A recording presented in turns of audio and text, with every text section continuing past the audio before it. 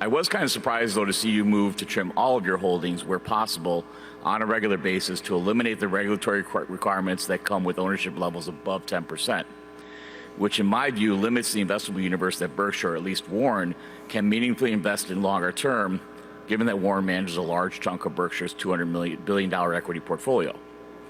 Could you elaborate more on the regulatory impact for Berkshire of holding more than 10% of any company's stock, as well as how you feel about the Fed's recent proposal to allow investors like Berkshire to own up to 25% of the shares of the bank without triggering more restrictive rules and oversight? Yeah, the 10%, there's a couple of reasons. That's the right answer, yeah. Yeah. There's two factors beyond, in the case of banks, there's the Federal Reserve requirement there. But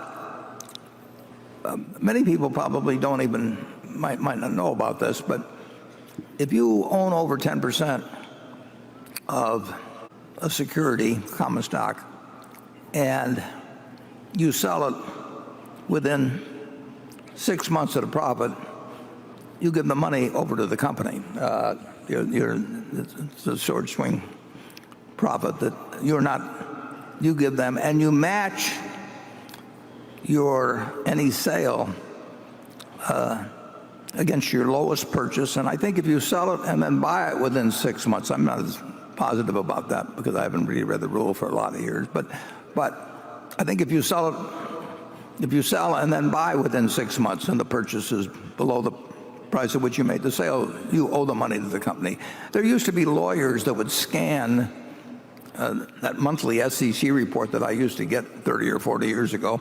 They would scan it to find people that inadvertently had broken that rule, and they would get paid a fee for recovering it for the company. So it restricts significantly your ability to reverse a position or change your mind or something of the sort. Secondly, I think you have to report within 2 or 3 business days every purchase you make once you're in that over 10% factor. So you're advertising to the world, and the world tends to follow us some. So it has a huge execution cost attached to it. Nevertheless, and those are both significant minuses, and they're both things that people generally don't think about. We did go over recently, for example, in Delta Airlines. That was actually an accident, but I don't mind the fact at all that we did. And if the Federal Reserve changes its approach, we won't have to trim down below that. We don't want to become a bank holding company, and we don't want to. We went in many years ago and got permission with Wells, but then our permission expired, and we went in again a couple of years ago, and we spent a year or so, and there were just a million questions that Wells got asked about us and so on. So it's been a deterrent. It'll be less of a deterrent in the future, but it does have those two.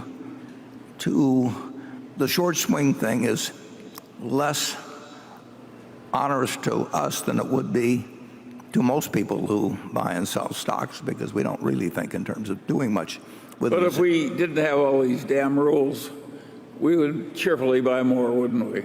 Sure. Well, anytime we do it cheerfully, but